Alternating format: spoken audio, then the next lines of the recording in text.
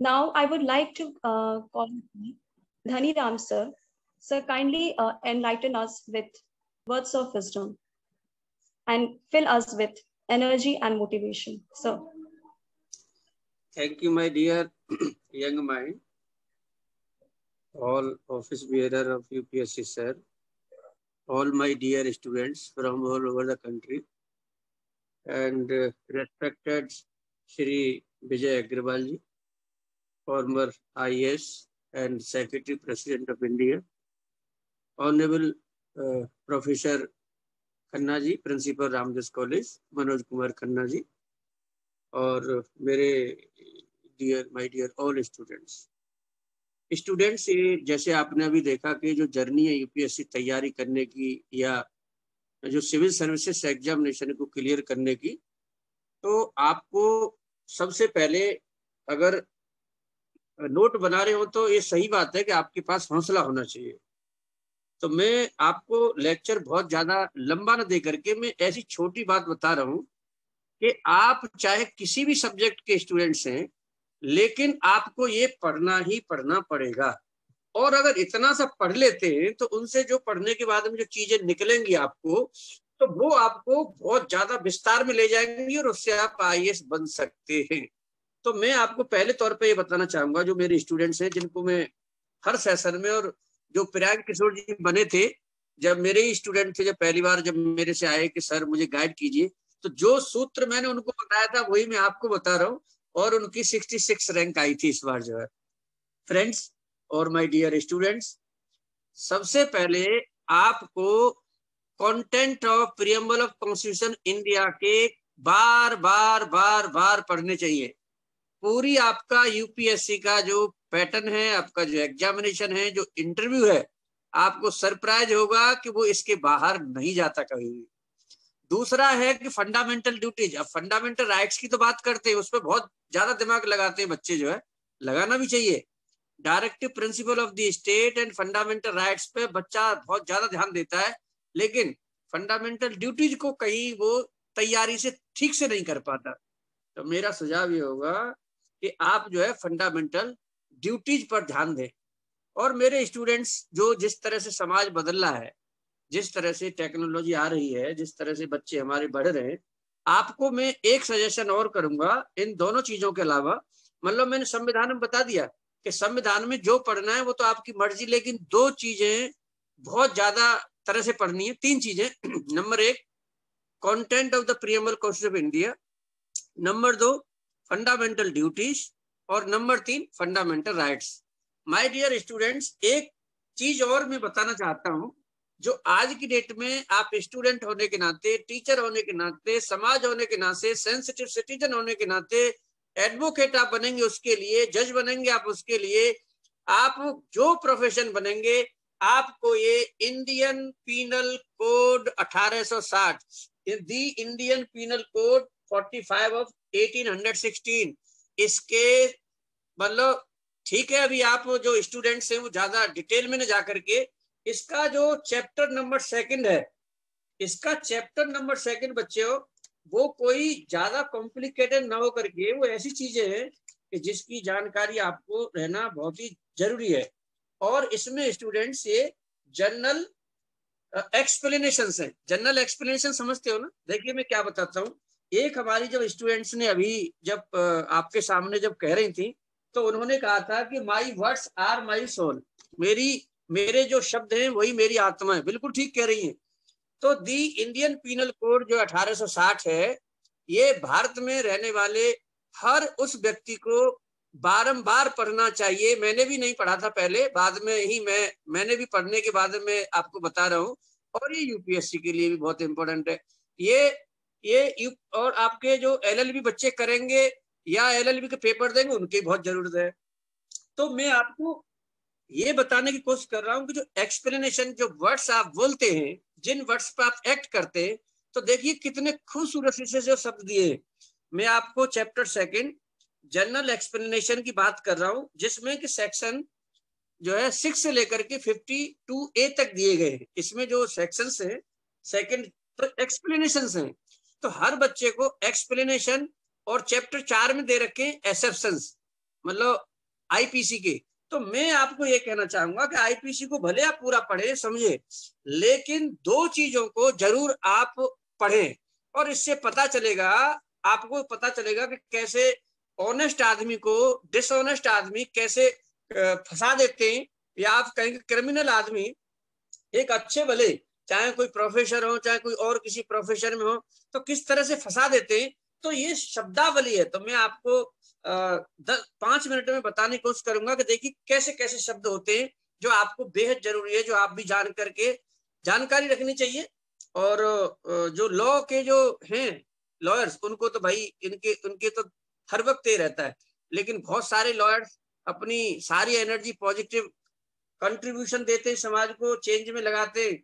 और भैया हर प्रोफेशन में 10-5% तो ऐसे भी हैं कि केवल पैसे के लिए बैठे, वो नहीं देखते कि अगला कौन है, जिस मर्जी का, मतलब आप समझ लो कि इतना सारा टाइम आ गया है, इतना सारा कत्लेआम, कि उनकी कलम से मतलब ऐसे चलते हैं कि मतलब कितना नुकसान कर रहे हैं। उन्हें समाज, उन्हें देश, उनसे कोई मतलब नहीं है, उन्हें मतलब पैसा और अपने जो झूठे क्लाइंट्स बना करके और किस तरह से तबाह किया जाए। तो उन सब से भी, वो कोई भी हो वो अलग चीज है। मैं यहाँ पे ये बात बताना चाहूंगा कि इन शब्दों को जरूर आप पढ़ें। जैसे फॉर एग्जांपल सेक्शन जो 6 है, वो definition in the code to be understood subject to the exceptions की बात करता है। आप सेक्शन 6 की बात करेंगे, sense of expression once explain.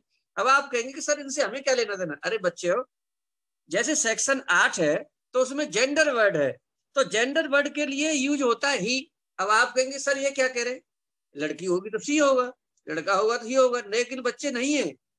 IPC में सेक्शन 8 के अंतर्गत ही प्रयोग होता है, और वो दोनों के लिए मान्य होता है, चाहे वो लड़की है चाहे वो लड़का है। लेकिन यहाँ पे एक चीज और भी मतलब ध्यान रखना पड़ेगा कि जो सेक्शन 9 में फिर नंबर है, मतलब सिंगुलर नंबर और प्लूरल नंबर। और इसके बाद में सेक्शन जो 10 है बच्चे, उसमें है मैन और वुमेन। तो अब देखिए, चाहे वो 2 दिन की बच्ची है, चाहे 80 साल की माँ है, तो भी वुमेन है। ऐसे ही चाहे 4 दिन का लड़का है, चाहे 90 साल का हमारे बुजुर्ग जो सम्मानित सदस्य हैं, नागरिक है, वो उन सबको मैन बोलेंगे और वुमेन। तो सेक्शन 10 में केवल 2 ही वर्ड हैं, मैन एंड वुमेन। ऐसे ही बच्चों पर्सन, सेक्शन 11 में बताया गया कि पर्सन, तो पर्सन जैसे बहुत सारे इंडिविजुअल्स को मिला दें, या एसोसिएशन पर्सन और कंपनी, तो इन सबको बोलते हैं। अब देखिए सेक्शन 12 में दे रखा है public. The word public include any class of the public और एनी कम्युनिटी। पब्लिक मतलब पब्लिक एट लार्ज। तो आप समझेंगे कि मैं इन शब्दों को क्यों बताना। बच्चों ये जो शब्द हैं, ये जो वर्ड्स हैं, जब इनको आप बोलते हैं तो दूसरा समझ सकता है कि हाँ आपको सभ्यता की और आपको कानून की भी जानकारी है। अब जैसे 13 में पहले रानी और राजा यूज किया जाता था, उसको हटा दिया है भारत में से, आईपीसी में से हटा दिया है। सेक्शन 14 जो है कि गवर्नमेंट सर्वेंट कौन होगा। सेक्शन 15 जो है डेफिनेशन ऑफ ब्रिटिश इंडिया था, उसको भी हटा दिया है। 16वीं गवर्नमेंट ऑफ इंडिया ने उसको भी definition of government of India दे रखी है, उसमें जो है 16 में। 17 में कि हमारे यहाँ पे गवर्नमेंट कौन होगी। तो जैसे आप बोलते हैं ना कि मैं गवर्नमेंट सर्वेंट हूँ, मैं पब्लिक सर्वेंट हूँ, मैं पब्लिक हूँ, तो वो सारे शब्द जो है ना यहाँ से सीखने की जरूरत है। ऐसे ही जो सेक्शन 17 है गवर्नमेंट बता दिया मैंने। 18 है उसमें दे रखा है कि आपका इंडिया, इंडिया मतलब पूरा भारत इंक्लूडिंग, अब तो जम्मू कश्मीर भी सब आ गया है, तो सारा भारत जो है, तो हमारे इसमें स्टेट्स और ये सब मतलब मिला करके पूरा इंडिया है। 19 नंबर में बच्चे ये बताया कि जज कौन होता है। तो जज केवल जो है ना, ये नहीं कि हमारे ऑनरेबल कोर्ट्स में वही जज हैं, लेकिन उनके अलावा भी जिनको लीगल अथॉरिटी है अपने पास करने की, जैसे डीएम भी होते हैं, एसडीएम भी होते हैं, मतलब जो है जिले में, तो उनके पास भी है, तो वो भी एक भूमिका जज की भी निभाते हैं और एग्जीक्यूटिव की निभाते हैं। उनके पास कई बार रेवेन्यू जो डिपार्टमेंट में है, उनके पास दोनों दोनों भूमिका होती है। तो आप आईएएस ऑफिसर बनेंगे, उससे पहले आप एसडीएम के पद पर भी काम करेंगे, तो ये बेहद जरूरी है आपके लिए। फिर इसके बाद में आता है कि जी कोर्ट ऑफ जस्टिस।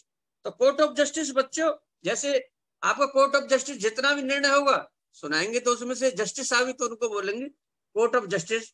और जैसे पब्लिक सर्वेंट, तो सेक्शन 21 में आपको बताएगा कि पब्लिक सर्वेंट कौन होंगे। इसके बाद में आपको 22 में बताया है कि मूवेबल प्रॉपर्टी। अब देखिए ये मूवेबल प्रॉपर्टी वो है जो आपकी धरती में, अब जैसे आम का पेड़ है तो भाई आम का पेड़ तो आपका पूरा का पूरा जो है मतलब मूवेबल नहीं होगा, वो इमूवेबल होगा। लेकिन आम के पेड़ से आम तोड़ लोगे और उसको बाजार ले जाओगे तो वही मूवेबल हो जाएगा। तो बच्चों इसका भी ध्यान रखना। अब ऐसे ही रॉन्गफुल गेन सेक्शन 23 में दे रखा है कि रॉन्गफुल गेन मतलब आप जो है ना जिसके लिए एंटाइटल नहीं है फिर भी आप रॉन्गफुल गेन ले रहे हैं, तो ये कानून के तहत में ठीक नहीं है और ये जो है 23 में डिफाइन है सेक्शन। ऐसे ही बच्चों रॉन्गफुल लॉस मतलब आप जानबूझ करके किसी भी व्यक्ति विशेष को उसको नुकसान पहुंचाते हैं और उसको नुकसान के लिए वो है ही नहीं, तो इसको बोलते हैं रॉन्गफुल लॉस। तो ये जब आप बात करें अपनी दिनचर्या में कि भाई रॉन्गफुल लॉस है तो ये तो रॉन्गफुल गेन है, तो इन शब्दावली को आप आपस में जब बात करेंगे तो इससे आपको बहुत मजा आएगा। गेनिंग रॉन्गफुली, लूजिंग रॉन्गफुली, जैसे मैंने बताया तो ऐसे भी होता है। गेनिंग मतलब रॉन्गफुली आपने किसी को झूठा ही फंसा दिया और उसी से आप ले रहे हैं, तो दूसरा तो फिर जो ना रॉन्गफुली लॉस कर रहा है ना, तो ये भी एक देखने वाली बात है।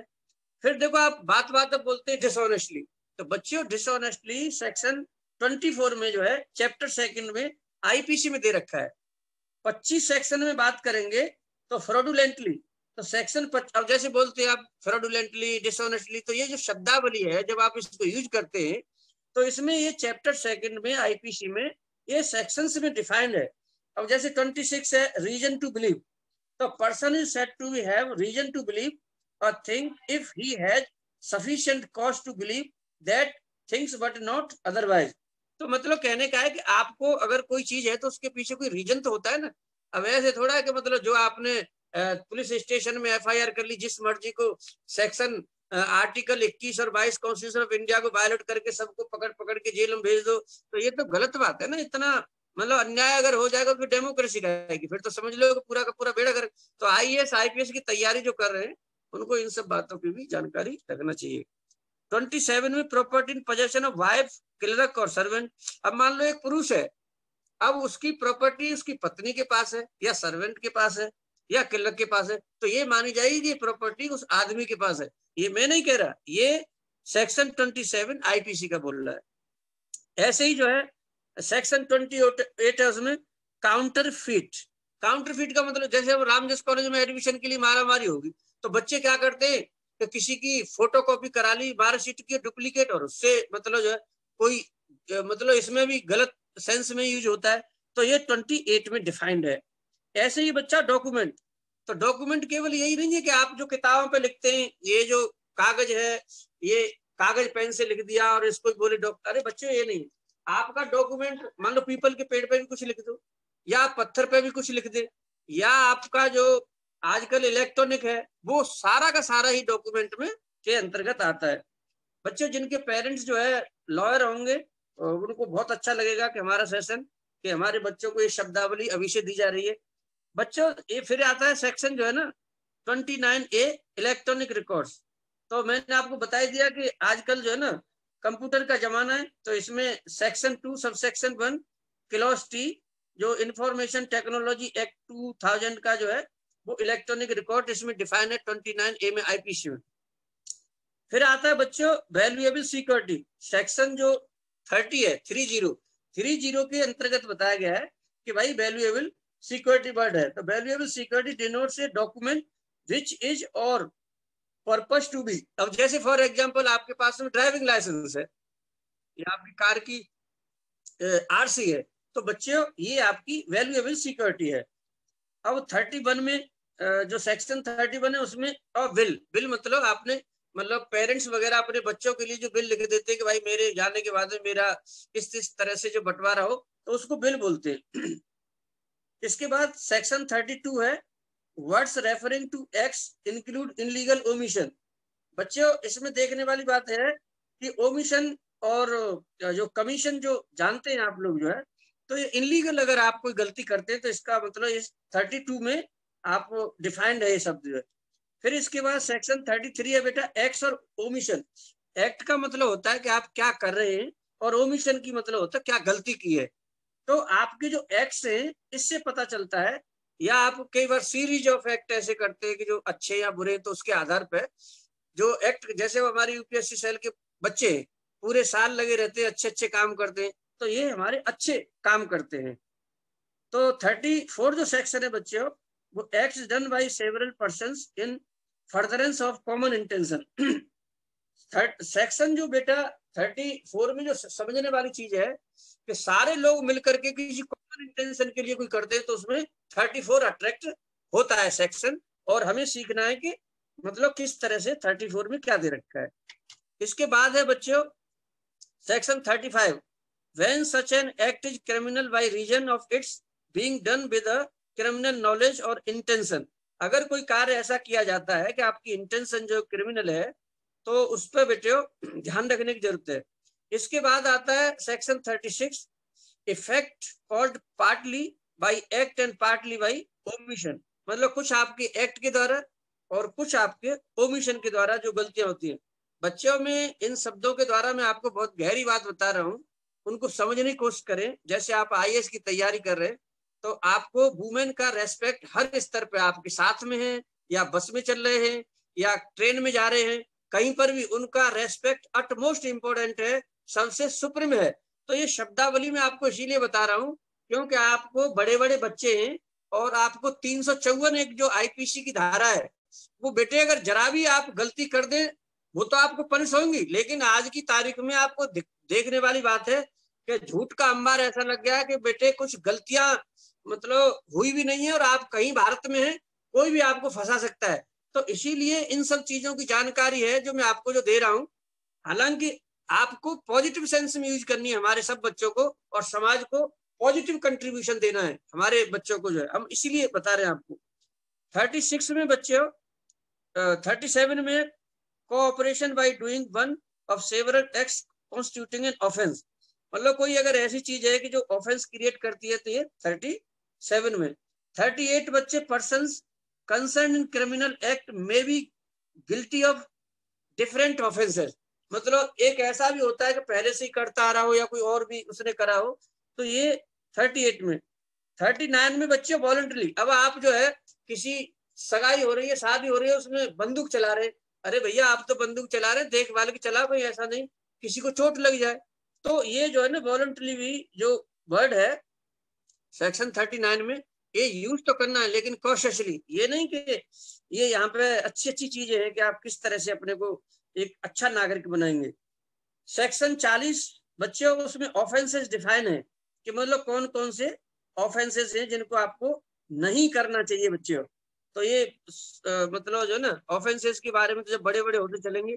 फिर इसके बाद में 41 एक स्पेशल लॉ होता है। Special law is a law applicable to a particular subject. अब जैसे आईपीसी एक अलग है, अब दिल्ली यूनिवर्सिटी का एक्ट है, तो आप हमारे बच्चे पढ़ते हैं, अगर कोई वायलेशन करेंगे तो हम कहेंगे भाई दिल्ली यूनिवर्सिटी एक्ट का वायलेशन कर रहे हैं, तो उनके लिए बेटे अलग होते हैं। लोकल लॉ जैसे म्यूनिसिपल कॉर्पोरेशन दिल्ली है, तो local law is a law applicable only to a particular part of India. जैसे दिल्ली में एमसीडी का चलता है तो उनका एक अलग से है जो है। तो ये इसमें illegal legally bound to do. अब बच्चों कोई मतलब आदमी होता है, उसको कोई काम के लिए बाउंड है अपनी ड्यूटी के द्वारा, और कुछ लोग ऐसे भी होते हैं कि मतलब अपना काम को करते नहीं है, तो वो भी इनलीगल की श्रेणी में ही आएगा कि आपकी जो ड्यूटी है फिर भी आप नहीं कर रहे। तो इसमें लीगली बाउंड जो है आपको करना ही करना चाहिए। बच्चे 44 में जो डिफाइन है वर्ड, उसका नाम है injury. The word injury denotes any harm whatever illegally caused to any person in body mind reputation और प्रॉपर्टी। अगर आपको कोई किसी तरह से बॉडी से, माइंड से, रेपुटेशन से, प्रॉपर्टी से कोई आपको चोट पहुंचाता है तो उसका नाम है इंजरी, और ये सेक्शन 44 में आपका कवर्ड होता है। बच्चों 45 में आपकी लाइफ, लाइफ मतलब ह्यूमन बीइंग, और 46 में बच्चों डेथ, डेथ मीन्स जो है कि ह्यूमन बीइंग की डेथ। 47 में बच्चों animal, the word animal denotes any living creature other than human being. अब 48 में बेटा vessel denotes anything made for the conveyance by water of human being और ऑफ प्रॉपर्टी। मतलब जैसे पानी के जहाज होते हैं बच्चों, तो उसके लिए यूज है। 49 में ईयर दे रखा है, जैसे जनवरी फरवरी आप लिखेंगे, ये हमारी आईपीसी में लिखा हुआ है। आप ऐसे नहीं कि जेठ आषाढ़ सावन, इस तरह से नहीं। तो ये भी हमारी ईयर और मंथ जो है ना इस तरह से लिखी हुई है कि आप जो है कहीं पर भी यूज करेंगे तो आपको इस जनवरी फरवरी ब्रिटिश कैलेंडर को अपनाना है। और बच्चों फिर आता है section 50 the word section denotes one of those portions of a chapter of this code which are distinguished by prefixed number figures. इसके बाद आता है बेटा 51, जैसे ओथ लेते हैं ना आप कोई मतलब शपथ लेते हैं, तो वो डिफाइंड है वर्ड जो है कि 51 के अंदर जैसे सभी जो कोई शपथ लेंगे कोर्ट में जो जमा करते हैं तो 51 की। इसके बाद आता है बेटा 52 गुड फेथ। का मतलब होता है बच्चों कि आप ड्यू केयर रखें तब गुड फेयर करें, ऐसे नहीं कि मैंने गुड फेथ में कर लिया, ऐसे नहीं होता है। तो ये यहाँ पे वर्ड डिफाइन है। और लास्ट का वर्ड है बेटा 52A। मैंने इसका हर वर, इसका वर्ड है हर वर। इसका बेटा प्रोनाउंसिएशन में कुछ माइट भी कुछ गलती भी हो सकती है, तो आप इसको अपने तरह से कर लेना। However except in section 157 and in section 130 in case of which the harbour is given by the wife or husband of the person. The word harbour includes the supplying a person with shelter, food, drink, money, cloth, arms. बेटे जो necessary चीज है इसकी जो supply जो करते हैं वो 52 में। तो बच्चों थोड़े से शब्दों में मैंने आपको ये कोशिश किया है कि दी इंडियन पीनल कोड के जो जनरल टर्म्स हैं, जो वर्ड्स हैं, जिनको कि आपको उन वर्ड्स को बोलना चाहिए आम बोलचाल में, तो मैंने सेक्शन 6 से लेकर के सेक्शन 52A तक, हालांकि मैं कोई कानून का बहुत ज्यादा विशेषज्ञ नहीं हूं, लेकिन आम बोलचाल में और हमारे IAS के जो बच्चे तैयारी कर रहे हैं उनको भी जानकारी चाहिए हमारे, क्योंकि मैं बार बार आपको इंडिकेशन दे रहा हूँ कि जो टाइम चल रहा है वो टाइम जो है ग्लोबलाइजेशन का है, इंफॉर्मेशन टेक्नोलॉजी का है। तो मेरे बच्चे किसी गलत चीज में ना फंसे, इसकी लिए ये जानकारी मैंने दी है। तो आप लोगों को ध्यान रखना चाहिए कि नंबर 1 तो वुमेन का सम्मान करें आप पढ़ते हुए, क्योंकि अभी से अगर नहीं सीखेंगे चीज तो आगे जाकर के नहीं मतलब सीख सकते। तो अटमोस्ट इम्पोर्टेंट है रेस्पेक्ट बच्चों का, बुजुर्गों का, वुमेन्स का और हमारे सब इनका। तो इन्हीं शब्दों के साथ मेरी तरफ से आपको बहुत ढेर सारी शुभकामनाएं। हमारा देश में आप पॉजिटिव कंट्रीब्यूशन लाएं, IAS की तैयारी अच्छे से करें। और जो विजय अग्रवाल जी हैं उन्होंने बहुत सारे IAS बनाए हैं, उनको आज का लेक्चर आपके लिए बहुत ही इंपॉर्टेंट होगा। इन्हीं मंगल शब्दों के साथ आप सबको नमस्कार, धन्यवाद for giving me opportunity to speak. Thank you very much.